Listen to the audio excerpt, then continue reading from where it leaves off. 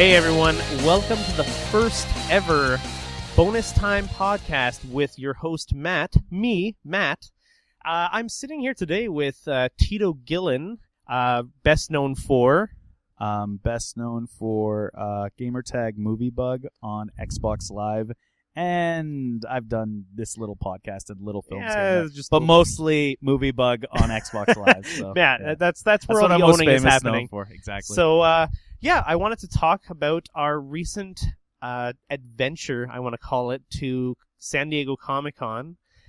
We had an amazing time. For those who didn't know, we drove from Fort McMurray, Alberta, down to San Diego and stayed there for about 7 days. It felt like 7 days. It felt like 7 years. Yeah, I know. Hey, it's like 7 years in San Diego. We drove 40 hours starting on Monday morning. We got there Tuesday evening, and then we were there until Sunday, and then we left Sunday, arriving Tuesday. Holy crap! Yes, 8 days technically, but yeah.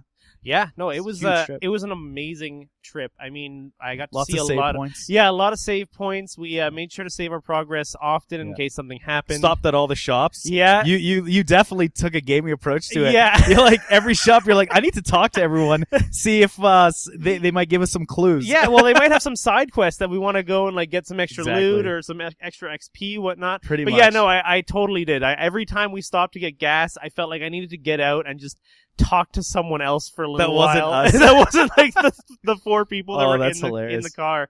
But overall, an amazing journey. And some of the things I want to talk to you about, because we actually spent a lot of time down there together. Like, this was easily the longest expenditure of time that we've had together. Me and you?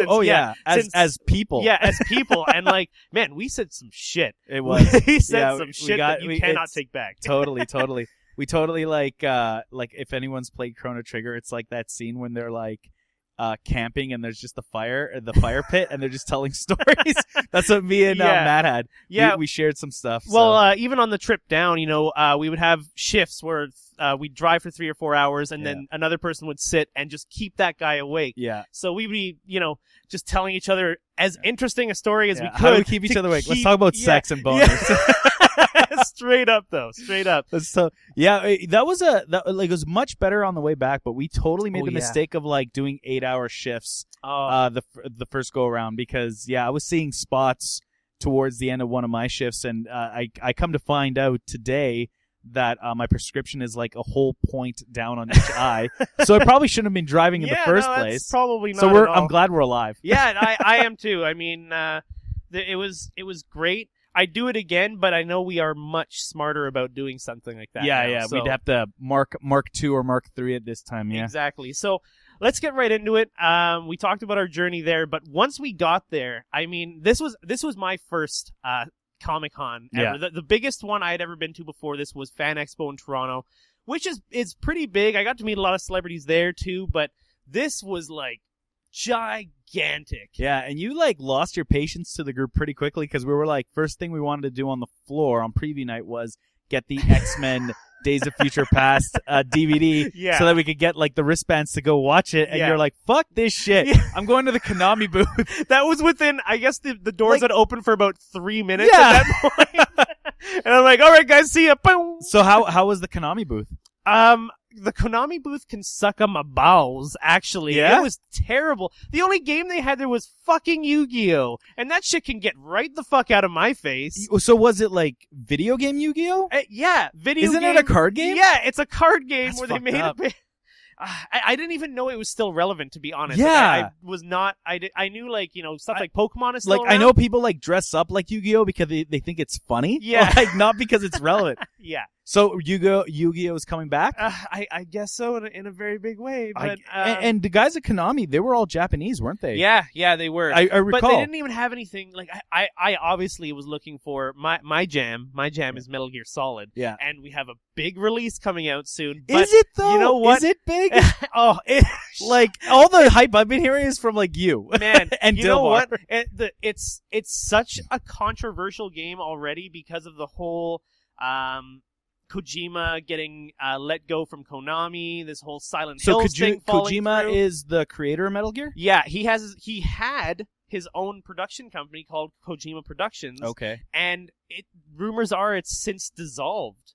And the Japanese voice actor has actually confirmed that online, which is scary to think, because it's like, okay, but it's not out yet. It's not physically in my hand yet. Like, what's going to happen? So, I mean, I feel like we'll have a lot more insight as to what's going on with the whole Konami Kojima thing once the game comes out and Kojima can finally talk about it. Kojima-gate? Yeah, hashtag Kojima-gate. Actually, the hashtag is hashtag a Hideo Kojima game.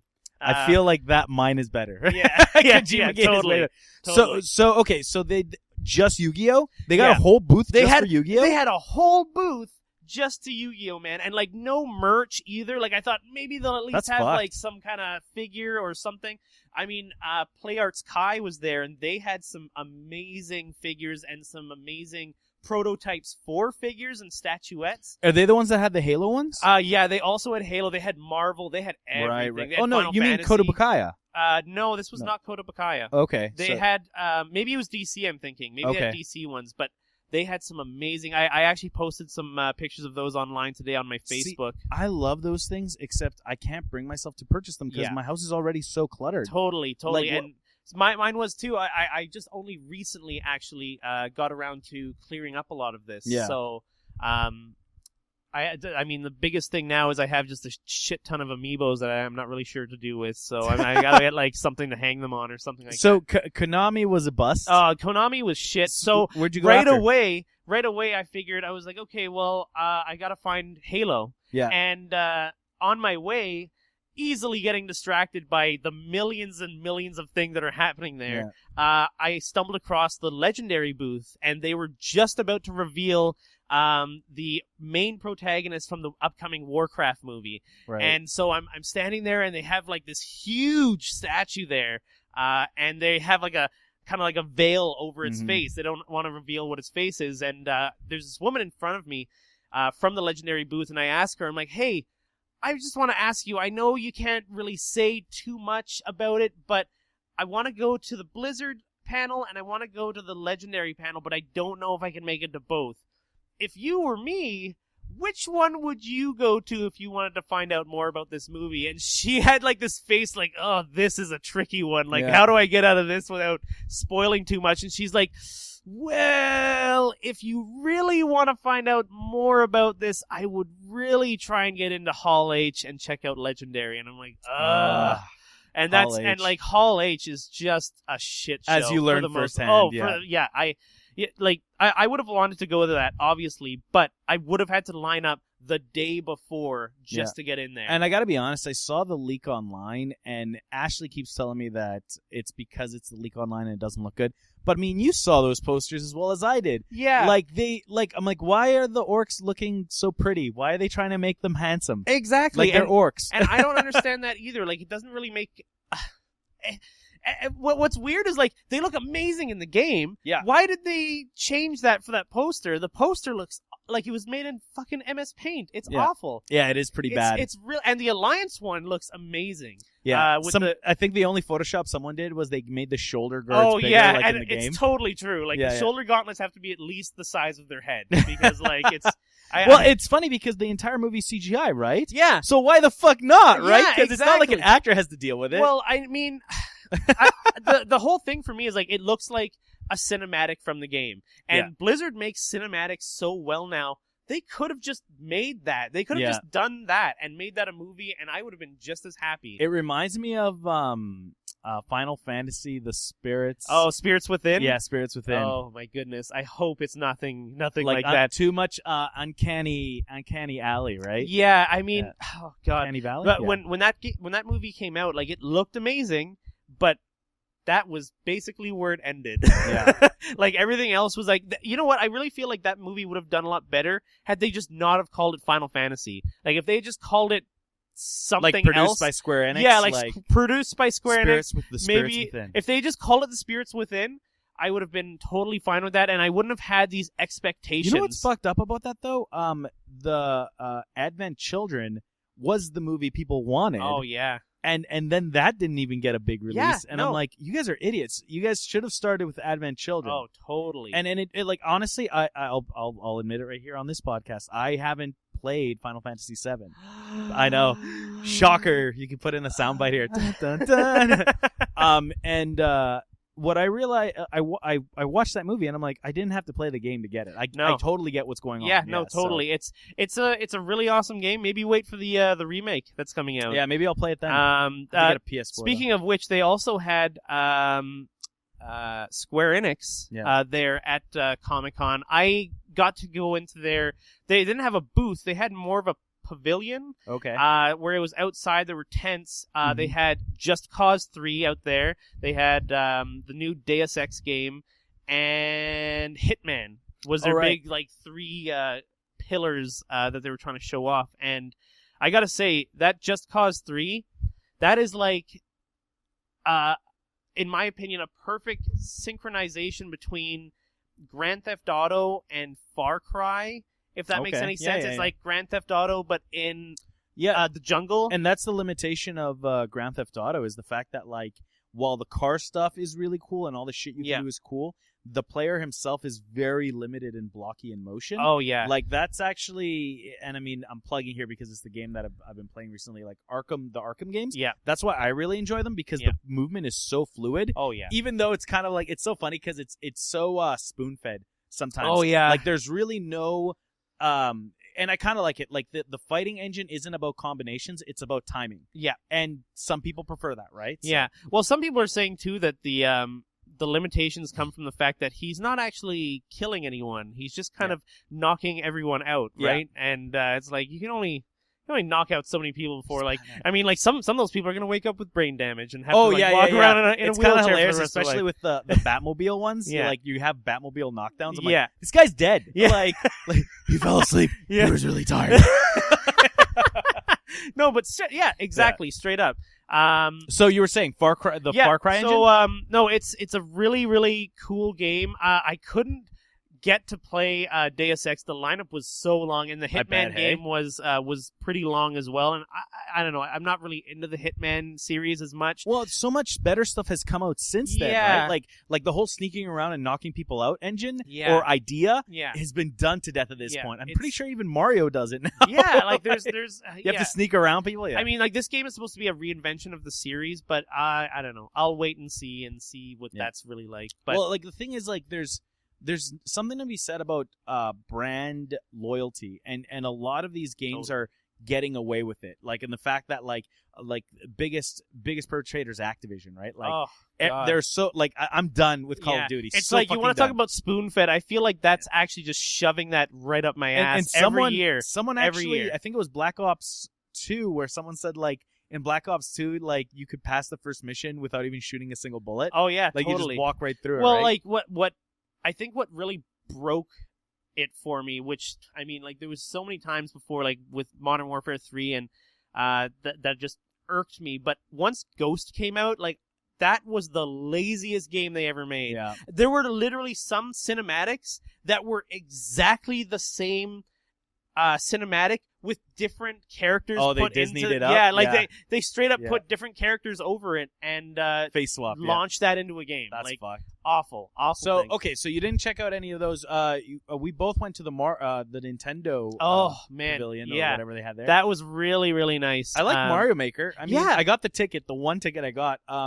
The game, it's so funny because I was actually talking to the girl who was there, and I was in line with. And I was telling her, I'm like, this is great, like, that you guys are doing this legally now. And she's like, what do you mean? I'm like, you are aware that, like, fans have already done this, like, to death, right? And she didn't know because she's, like, hired model to, like, work for Nintendo. And she's like, oh, I didn't know that. And I'm like, but I will say this, I do like the concept of, like, scaling things up and down. And she's like, oh, yeah, Nintendo really, I'm like, and she was, like, just totally, like, I'm just going to agree with whatever he says. Yeah. And she's like, maybe this guy can go get fucked. So yeah, no, straight up. I kind of felt the same way, but I actually, the first time I'd been there, this girl was talking to me, and I guess I kind of judged a book by its cover, actually, because I saw this girl, and I'm waiting in line to try it out, and she's running the station, and I'm like, I kind of wish I had gotten to a line with, like, a really nerdy neckbeard kind of guy to, like, really get into, like, what the game is about. Because sometimes you want to, yeah, right? sometimes I really want to do that, and then this girl starts talking to me about this game, and it's like, she was so knowledgeable. I was like, holy crap. I was like, you really blew me away with like how much you know. She's like, oh, I love Mario. I'm like, that's why I wanted to work with Nintendo so badly. And like, this is like a dream come true working at Comic-Con. Is she the one that like saved your bag? Oh yeah. Let me mention that actually. Like that girl, I wish I had gotten her name because thank you so much for saving me all that money. I had just come back from the Oni Press booth, and I bought about $120 worth of Scott Pilgrim merchandise. Holy shit! Do you like Scott Pilgrim that much?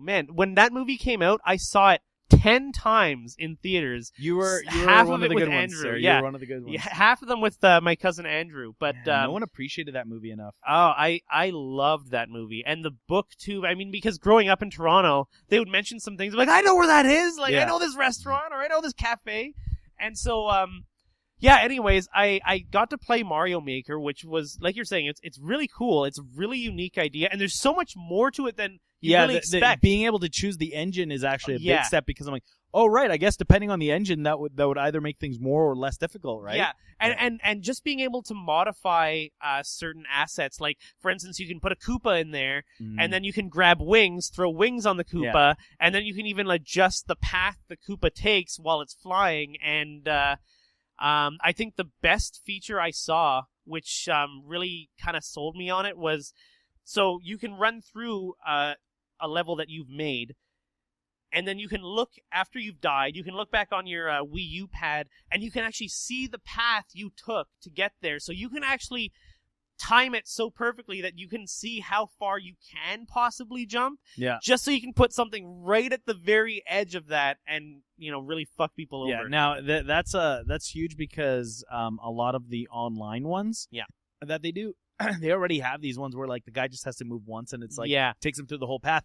But the Impossible Mario. But that's done through like a series of like trial and errors. So this actually takes that work out of it because it shows you the analytics, right? Oh yeah, and it'll keep people engaged in doing it. Like if they're constantly dying on their own level, they're gonna give up eventually. But if you can make it so that they'll know if they're going to die or not, or if they're going to make that jump, I mean, it's difficult but not impossible. Yeah, right? it's a small thing that's gonna make a huge difference. Yeah, I feel. But my biggest grievance with that was I actually I got to I got to try it out, but I don't know the way that they've done the engine changes, it actually changes the whole way the game feels. Like you can choose between Mario 1, Mario 3, Mario World, and the new Super Mario Wii U engine. The girl that I was talking to even said that it's not available right now, but it might be DLC afterwards. The Mario 2 engine. Oh, really? Because Mario 2, well, it's such a different game, the charge right? jump and everything, right? Yeah, that's true. And like even like some of those characters had different because it was movements. a different game. Yeah, and and that's another thing too, is you can actually be other characters. Like if you use your amiibos, you can be Link, or you can be like 8-bit Link. 8-bit Link, or you can be 8-bit Wii Fit trainer, or like whatever, right? So there's a lot of really cool things about that. But yeah. So you got your bag. Yeah, I got my bag, and I forgot it at this booth, and I walked around for like a while after. I mean, I'm walking past the Street Fighter booth, which we'll get to in a minute, and I eventually got to a booth where I saw some exclusive pop figures that I wanted to pick up, including Vegeta. Yeah. And these were like, you had to show your badge to buy it because you only had, like, they would like mark your badge saying you already bought one. Oh, you could only buy a certain You could only buy one. And so I went there to go get it, and she's like, "Oh, do you want a bag?" And I was like, "No, I gotta." Oh my god, where's my bag? And then I'm like running through this thing. Yeah, it was like I'm running through this fucking convention center, and like just people are all in my way, and like there's huge freaking cosplays in my way, and I'm like, oh my god. And I run up to this girl who I was just talking to about the game, and she's like, "Don't worry, I have it." And I was like, "Oh, thank God." And I just like ran up and I like hugged her like right away, and I was like, man, this must have been kind of weird for her because she probably doesn't want to touch like 99% of the guys that are here. And I was like, I don't even care. I was just so triggered. Yeah, smell my beer. Yeah, I was so happy that she had kept that for me. So thank you again. If you ever somehow manage to listen to this, thank you so much, girl with red hair. Girl with red hair at the Nintendo booth on Wednesday preview night of Comic-Con. Yeah, but you got to check out the Street Fighter booth, which is just down from there, well, right? that was later on. But what happened was, because I didn't even know what the big deal was. I thought this was like Street Fighter 4, right? Like I thought that's the last one that was out. Yeah, like 5 it's like a Street Fighter 4 tournament. And then like on my phone there was like, oh, check out the new Ken costume, and I'm like looking, and I'm like, oh, Ken's got a new costume. Oh, Street Fighter 5. Oh, maybe I'll check it out, right? And so I'm in fucking line with like a bunch of bros. It's ridiculous. They're so broing out. And I guess because I'm by myself, I happen to be the odd man out, and there was one bro that was the odd man out. So he was like, I guess we're going to fight each other. I'm like, yeah, I guess so. He's like, yeah, Ken's got this new costume. And I'm like looking at it, and I'm like, he's wearing a fucking Under Armour. Like, if you guys have seen Ryu and Ken's iconic costumes, they've got the top of the gi, the bottom of the gi, and the belt, right? So all that's changed is Ken, he still had the same bottom. The top of the gi is off, and he's got Under Armour underneath, so you can't see him shirtless. Right. And he's got a bun in his hair, like a wrap bun in his hair. I'm like, great, he looks so different. The manliest of haircuts. Yeah, exactly. And I'm like, okay, whatever. So we're going up there, and me and him play. And like I'm like, okay, this will probably be new, and there's these new moves, and I got to learn and all this shit. But you know what? I'm just gonna go try and true. I'm just gonna go with classic controllers. And the guy even asked me, like, have you played this before? And I'm like, no, fucker. Like, this is the brand new game. Like, yeah, I have this at home actually. So we play, and I just fucking demolish this guy. Like, you know, I'm saying this on a podcast, and again, Matt wasn't there to corroborate my story, which fucking sucks. Yeah. But I just destroyed him with Ken, and then again with Ryu. And the guy was so like his bros were just like, oh, because I was like, I said before the match, I'm like, go easy on me. Like, oh, this guy's totally going to own you. He's talking trash. What the fuck are you talking about? And so like, I mean, it's the same old Street Fighter. Like, I mean, the graphics are nicer now and everything. And the effects are a little bit cleaner. I honestly do not see the difference between this and Street Fighter 4 or any of the other Street Fighter games. I didn't get to try out the game. The lineup when I went was just so long, and you could hear these guys throughout the convention center. You could hear the it was total like BroCon over there. Totally. And it was like, it wasn't like, I mean, I after beating that guy, I had half a mind to be like, maybe I should play in the tournament, but then I'm like, fuck it. Like, cause like, it was like, it was pretty good, like in regards to like being the same old Street Fighter, right? Yeah. But I mean, right across from it, that's where the Halo booth was, and you and I got to play Halo 5. Yeah, and I really want to touch on this because you were saying in the Mario booth, you were hoping to have someone with a neckbeard to talk to. Yeah. Oh, and then in Halo booth. Yeah, in the Halo booth. Oh my god. So the lineup for Halo was very long. Yeah. And there was 2 lineups. Yeah. Every time you had to play. Red lineup and blue lineup. Yeah, red lineup and blue lineup. And it was 12 people per round per team. Yeah. So that was pretty cool. Like, the fact that they had so many people going up and playing at the same time really helped that move along. But we were still in the lineup for probably 45 minutes at least. Oh, yeah. But it wasn't a silent 45 minutes. No, it definitely was anything but silent. So there's a guy, and he's maybe like 10 positions ahead of us. Yeah. And damn, I wish he was part of our group. Oh, I really wish we knew what that guy's name was so that we could get him on here. But literally, this guy had a neck beard. Like, I mean, he shaved all the rest of his beard and mustache off and left the neck part like long too. Oh, yeah. It wasn't just like stubble. Like, it was like a long neck beard. Yeah, it was weird. It was like mossy. It was so gross. It was so bad. So anyways, he had dressed up like his own like Spartan uniform that he had created himself. He had like the Hayabusa helmet. Speaker system in there. Speaker system. Like, yeah, there was some headphones on it and whatnot. There was just tons of stuff.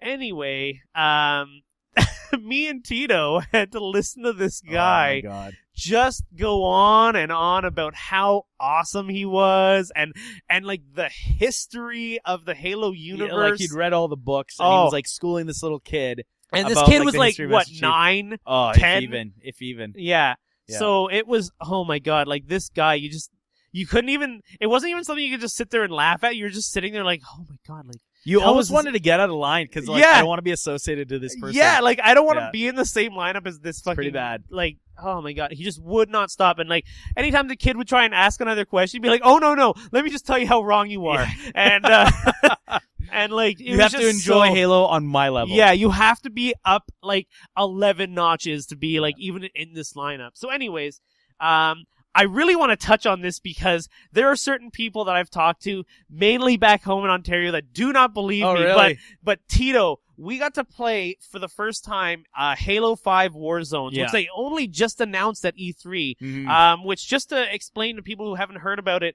it's like multiplayer 12 versus 12, but at the same time, there are Covenant and Forerunner enemies running around as well as bosses. Yeah, it's like the they had it in the previous versions of Halo as the firefight. Yeah, firefight. So it's think of firefight, but also a versus match happening at the same time. Yeah, and way bigger. Like the world, the level we were in was huge, massive. But the game has a way of it's really interesting because it kind of evens the playing field in the sense that if you're doing well, it gives you access to weapons. Yeah. So in other words, like, it's similar to Counter-Strike in that way a little bit. Yeah, maybe you can't defeat other more elite players, but if you go out against enough of the AI, you'll still be able to get some of the higher weapons without having... Totally. Like, the biggest problem with the Halo games the Halo games in particular, is people a lot of times spawn camp the areas with the stronger weapons. Yeah. So now you can very much, like, get those weapons on your own.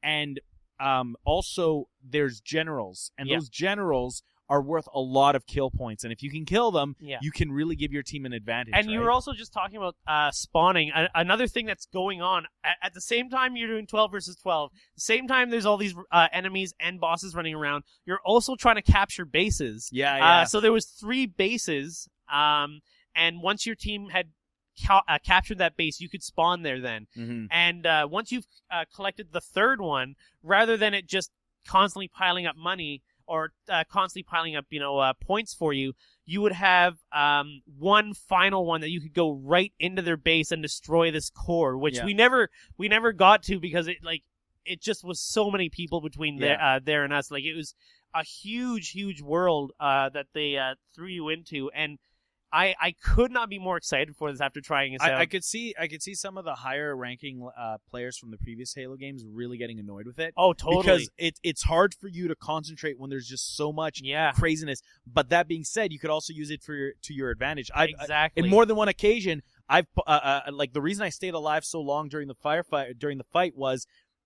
As the blue team was coming at me, as I was getting outnumbered, I'd fall back and regroup with the AI, so they'd have to deal with the AI, and I'd be able to pick them off, right? So, and I really feel like it really levels up the playing field for those people who are elite, working together with those people who aren't elite. Like, there's so many times where I'd like to play Halo and have Kat play with me as well, but it's kind of difficult when I'm like level friggin' 70 on here, and I'm like facing off against these high level guys, and then she just like spawns and dies. Absolutely. But now those people who maybe aren't as good can still be helping out by killing all of these guys and fighting these bosses. Plus, the biggest advantage is there wasn't as much load time as it was for the alpha. Totally, and it's huge now, so it's like holy crap. If fucking what is it, 343 Industries? Yep. If they can get their shit together and actually have a stable server, it would actually be a successful game.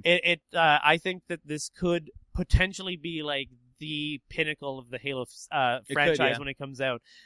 Just based on this thing. I mean, I want to touch a little bit more on the whole energy thing that you like when you fight and kill people, your team gets energy. Yeah. And you can spend your own individual energy however you wish by either getting weapons. You can get a rocket launcher. You can get, sniper. There's a new grenade launcher. Yeah.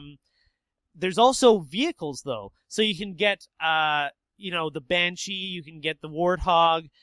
You can even get the mech from Halo 4. Reach. Or is it Halo 4? One of those two, Yeah. anyways.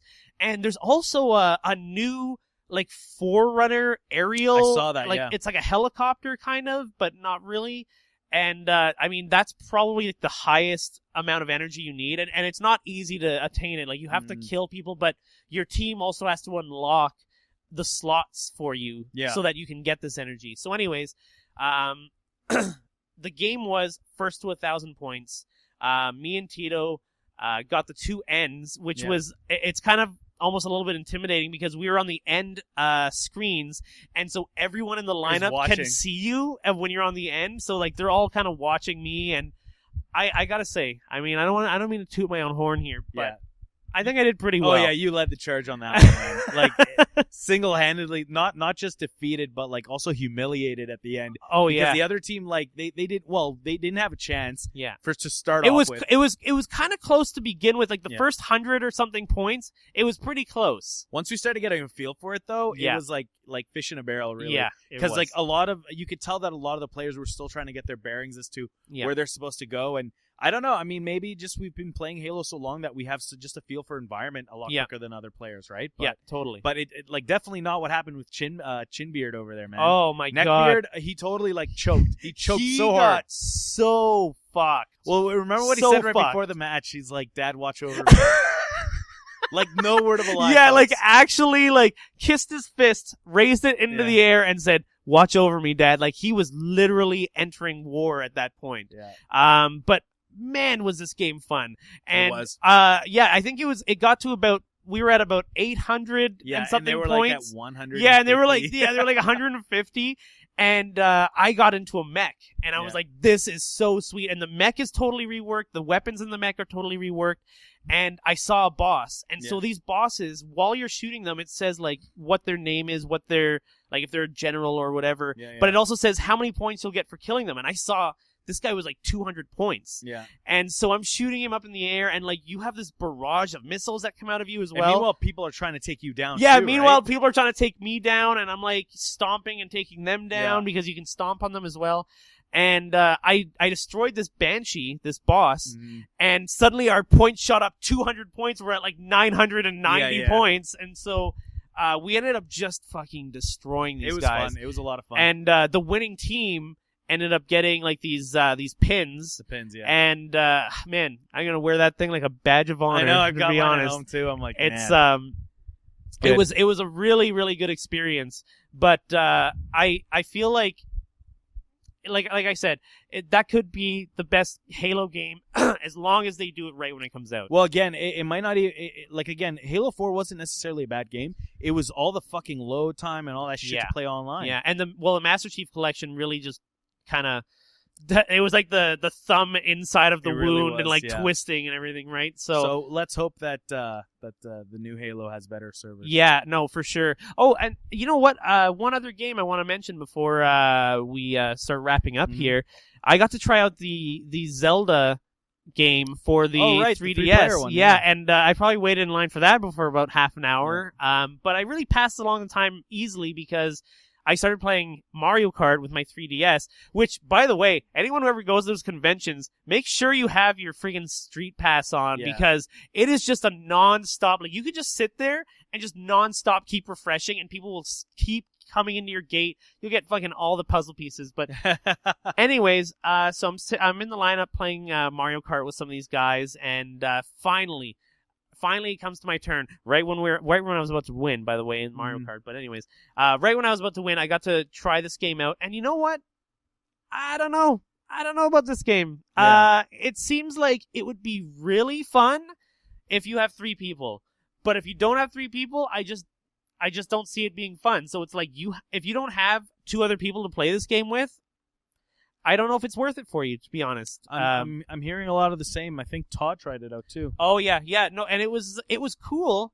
Like it was a really cool throwback to the Four Swords series. Like you can actually jump on top of each other so that you have 3 people high, and like fight people that are really tall, and you can also like have only 2 people to fight people that are like a medium height. It's also really hard and kind of frustrating. But easily like the best feature about it is on your touch screen, you have kind of like these link emojis, I guess you would say. And so some of them have like, like, oh, come over here, or don't go that way, or like a frustrated when because you don't have chat. That's exactly, because you don't have chat, and like, I mean, that could be a whole fucking show on its own. Just Nintendo picking up their Nintendo Online stuff. But anyways. I don't know. It was fun, but I can't see it being very fun without. Did you guys get to fight people. a boss or what? Yeah, we did get to fight a boss, and it was very reminiscent of the worm from the original Link to the Past. I can't remember what his name was, but he was like a bunch of circles. Yeah. And if he bumped you, you go down one stage. It was kind of like that. And that was pretty cool, but yeah, like I said, if you don't have 2 other people to play with, I don't know if this is going to be the game for you, to be honest. I mean, I've been told, I've heard different reviews about Link Between Worlds, and I think I might try it, actually. Yeah. If you haven't tried Link Between Worlds, oh my god, that's probably my favorite one in the series now. I mean, Link to the Past was my favorite, but that game really took the Link to the Past and just like amped it up, made the graphics good, like really threw it back, but also introduced a bunch of new mechanics to the game. So we're coming upon the end of the podcast here, and I wanted to end it with something nice. I thought would be pretty cool for anyone who's listening to join in on. While I was there, I got to pick up this game called Super Fight. And this game is basically like, it's kind of like you have these cards where you describe a fictional beast or hero or something, and they kind of just duel against each other. And basically the whole thing is you have a bunch of other people around who judge upon whether or not they feel who they think would win in this fight. Right. And it's your job to justify why you think we had a lot of fun with this one at Comic-Con. So it sounds kind of complicated, but I feel like once we start here, you'll get a little bit of a better idea. So what we're going to do right now is me and Tito have cards in our hands, and we're both going to choose something to fight against each other, and we're going to try and justify to you guys who we think would win. And I'd like for you to comment or send me a tweet at MattLol. That's at It's Matt Lol. Sorry. Matt Lol. Or comment on the Facebook page or anything. Just get a hold of me. Hashtag bonus time, and let us know who you think would win. And I actually have some Comic-Con exclusives to give away to the best comment. So, yeah, I guess we'll choose what we want to use here. All right. I already got mine. All right.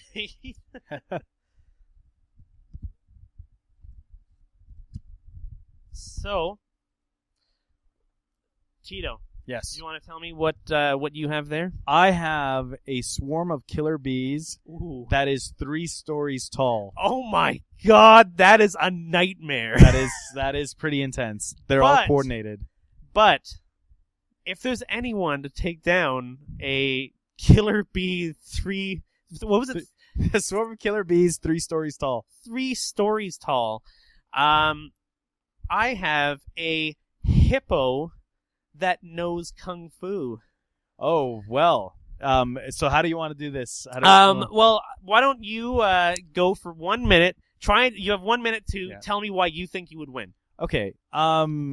Hippos have big mouths. All he has to do is open his mouth once, and we could waste 1 story of bees right inside that hippo's mouth. He wouldn't be able to breathe, and he would die of asphyxiation. That's just one of many possible scenarios.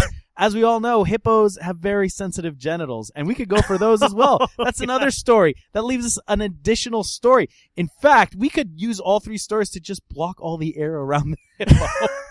So that's, and this is without mentioning the stingers, because we know those things are deadly. So anyway. All right. So I imagine this hippo similar to the Kung Fu Panda. Okay. And I accept Kung Fu Hippo, and I picture him. He's kind of like a kung fu movie hero star. So he's anthropomorphic. Like he's running up the back of these bees. Like there's it's huge. So he's like running through like the wings, and he's like flying over top of them. And he just gets up there and he's just breaking like bees' necks like nonstop, like tiny little bee necks, tiny little bee necks that are just like nonstop. So. He's just like breaking all their necks, stomping on them, kicking them, just, throwing his weight around. Yeah. And, using his chi. Yeah, using his chi. I mean, like, he knows to feel no pain. Yeah. He's practiced this, in a monk sanctuary, I imagine. With on the top rest of the hippo monks. Yeah, on top of a mountain, I imagine, somewhere. So he feels no pain. I mean, the killer bees can sting him as much as they want. They're not going to get through that thick, hide of his and affect him in any way. And the kung fu. And the kung fu, of course. I mean, they're not going to touch him anyways. Compelling argument on your side as well, sir. Yeah, so why don't you guys tell us who you think would win in a fight? A hippo that knows kung fu or a killer bees 3 stories tall. All right. Yeah, so of killer bees. thanks again for joining us on the very first of many bonus time podcasts with your host Matt, and thank you so much, Tito, for joining us today, and we'll hopefully have you back on the show again soon. Yeah, man, anytime. All right, thanks a lot. Have yourselves a good one out there.